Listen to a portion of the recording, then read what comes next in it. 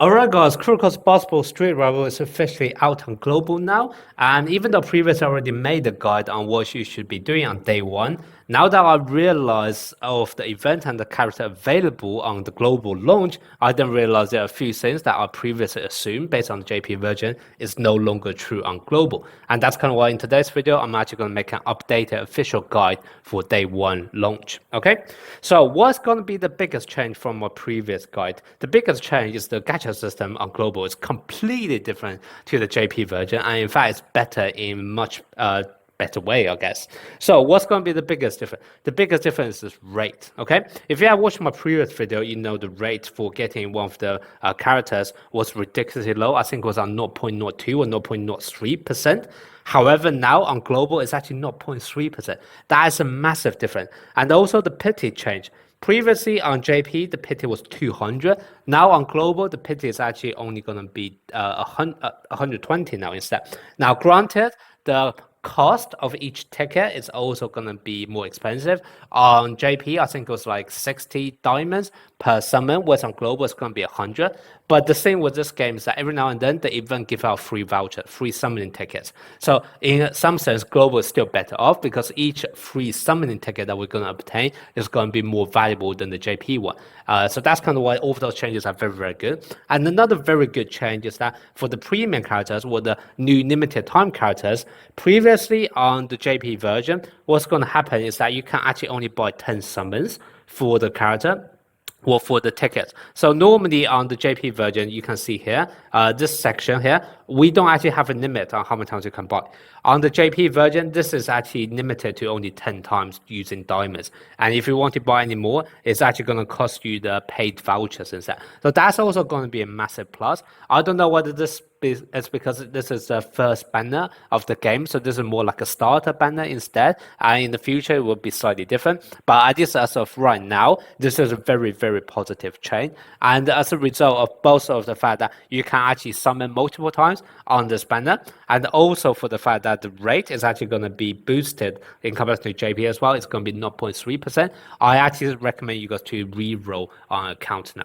Now, the reroll process also wasn't quite exactly the same as I expected because on the JP server, there was only one region. However, there are multiple servers within the same region.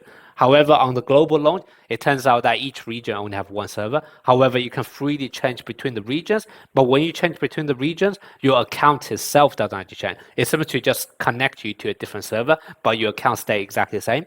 So this is going to make the reroll process more tedious because you actually need to have a different email address every single time when you reroll. However, consider the fact that now you only have a 0.3% chance of actually summoning the character when you do a summon, I actually think it's really worth it for rerolling. Okay.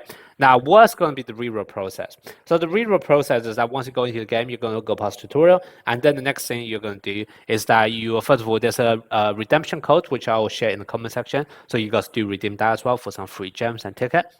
But then the other thing you want to do is actually go into the story mode. And I believe all you have to do is get up to around chapter 6 or stage 6 in the first chapter. And that can already give you enough diamonds. So that will give you 600 diamonds that you're able to farm by that point. And with those 600 diamonds, what's going to be available is that you can actually do a temple on the Zone Kagami banner instead. Okay, so 600 diamonds only give you 6 pools. However, what you can actually do is that you can get additional 2 pools for each of the characters by going on to the progression part. Okay, so what you can see here in the progression is that you start off with 2 tickets each, and this is going to be for both the Kagami one and also for the Kuroko one.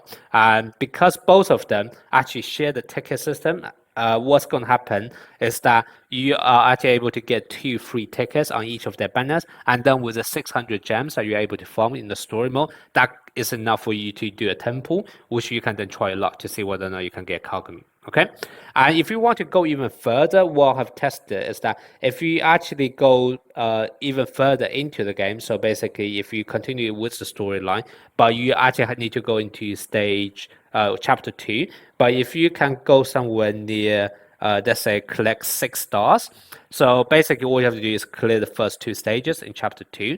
What that's going to allow you to do is that you are also going to have enough free tickets to do a temple on the Generation of Miracle banner as well. Okay.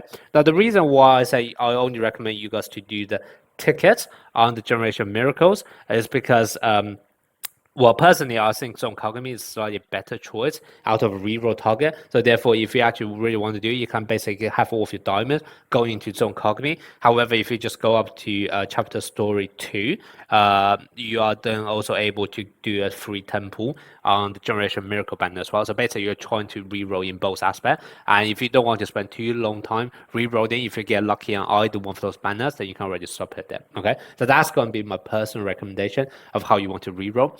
Now, in terms of the target of who do you actually want to reroll for? So personally, I think John Cockney is slightly better character considering the fact that he's not actually in the standard banner. So Generation Miracle, if you actually take a look at the banner right now, there's no time limit anywhere on the screen, okay? Whereas for Zone Kagami, there's actually time limited, okay? So Zone Kagami and Kuroko, they're actually time limited to just the first 15 days. So that's kind of why Zone Kagami is slightly better priority to me than the Generation Miracles. However, if you want to go for Generation Miracles, there is actually something which you can do is that you can actually go for dupes on characters instead. And the reason for this is that you would be able to eventually get one free copy from the rookie mission anyway in 14 days. You probably wouldn't even take 14 days. You can probably reach around, I don't know, I want to say probably day 3 or day 4, you can probably already get a free Generation Miracle character. And then whatever you're able to summon from the gacha can then be converted into dupe. And some of the characters do actually really want their dupes. So for example, with the exception of Murasaki Abra, which I feel like dupe is not really that necessary for him. But for Aomine, for Kisei, and also for Midorima, I actually personally think that having Awaken 2, which is basically one extra dupe on those 3 characters, it's actually going to be really, really useful. And for Akashi, he doesn't get that much of a power jump with a dupe on him. However, if you can actually max dupe him, that is actually going to be a massive power jump. So if you want to eventually work towards max duping Akashi, then it's also potentially a good idea for you guys to do a reroll on the Generation Miracle. So basically you can get one copy of the character here, and then also obviously whatever you are able to get from the gacha can then be converted into dupes instead. Okay, so that is also going to be another option you can go for, which is try to dupe our character. Completely up to you which one you want to do, whether you want to go for 2 different characters. So for example, someone from Generation Miracle or some Kagami, or potentially even 2 different characters from Generation Miracle if you really want to, or if you want to go for the duping option instead. That's going to be up to you, but I definitely do feel like rerolling is actually worth it now that the rate has been buffed up. Okay, now that's going to be the number 1 thing you should be doing. Now, the next thing you should be doing, which I also mentioned in my previous video, is that you should be picking someone in the Winter Cup. Now, here, previously, I didn't know which characters are going to be available, so I couldn't make a recommendation. However, now that I see the 3 characters here, it's going to be only one choice. And it's going to be Izuki. Okay, Izuki is going to be your number 1 choice by far out of the 3. Not because the character is good, but because you get more resources out of picking Izuki. Okay, the reason for this is that if you go into the shop and if you actually want to buy the talent card for the characters, what you're going to notice is that for the other characters such as Kagami and also Kuroko, it's only going to cost you either 100 gems, which you shouldn't spend, okay? You shouldn't spend any gems on this talent card unless it's for Generation Miracle characters. And the reason is you can also get this kind of whatever this notebook is to convert it into talent card. However, if you actually take a look at Izuki, Izuki actually costs double the amount of value of Kagami and Kuroko. So that's kind of why when you're actually doing this kind of beginner mission where you get a bunch of free resources, so free talent card, the amount you get for each of the characters are actually going to be the same. For example, on page 1, you only get a 6 talent card no matter who you pick. However, 6 talent card of Izuki is worth double the amount of the value for Kagami and Kuroko. Okay. Now you might be wondering, but what if I don't like Izuki because I don't actually like his playstyle? I actually want power forward or whatever. That's absolutely fine because this game also launched a feature very, very early on. This wasn't available on JP on day 1, but it's a very good idea they have done it. Is that you can actually reset a character. And what you realize when you reset a character is that all of the talent card that you have spent will be converted into a selection box where you can then pick any other character if you want. And all of the talent card choices that you're able to get as cashback for resetting Izuki are all the ones which are going to worth 200 gems normally. So even if you don't like Izuki, you just want to get him and then reset him, this is already going to be a lot more valuable than, let's say, getting Kagami or Kuroko and then resetting them. Not to mention, out of all the ones which actually cost 200 gems for their talent card, there are actually some really, really good options here as well that I'm going to talk about in a bit, which ones are going to be the best choices. But basically, the idea here is that you just go for Izuki because he provides double the value of the other two characters, and even if you don't want him, you can reset him.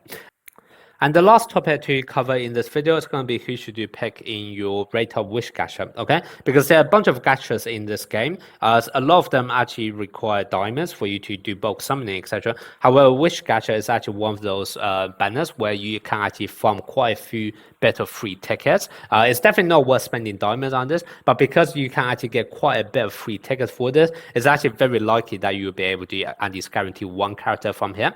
Now, whoever you choose from Rate Hub is not actually going to be guaranteed. It's just a higher rate, but obviously you still want to increase that likelihood of actually getting someone you want, okay?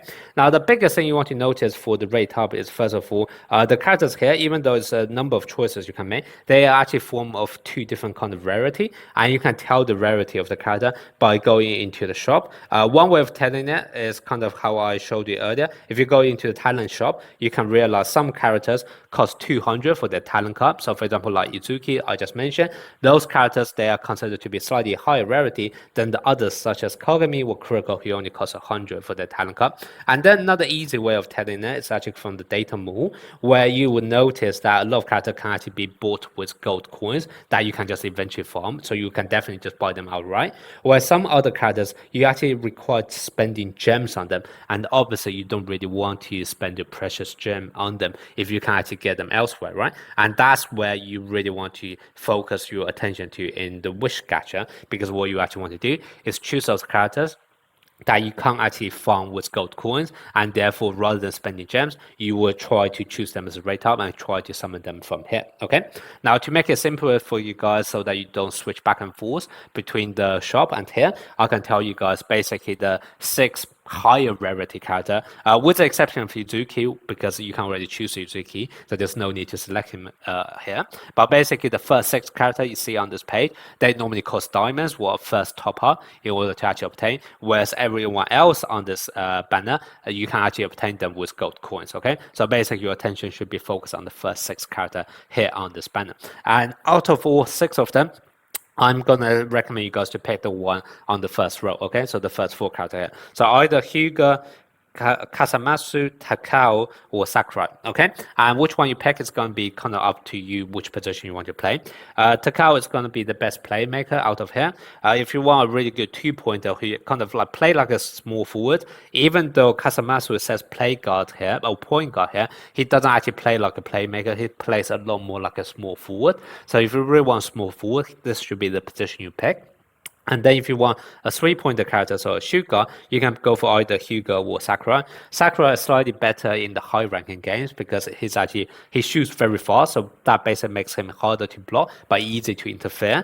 Whereas Hyuga is a lot easier to block. That's kind of what he doesn't do quite as well in high ranking games, in my opinion. However, in low ranking games, he can actually force a lot of the shots in, even when he's interfere, and that basically makes him slightly easier to play in the low ranking game. But both of them are equally good. It's just that personally, I would say Sakura slightly better in high ranking game, Hyuga slightly better in the low ranking game, but they're both perfectly fine options. And like I said, if you want a small forward, you should go for Kasamatsu. If you want a playmaker or point guard, you should go for Takao.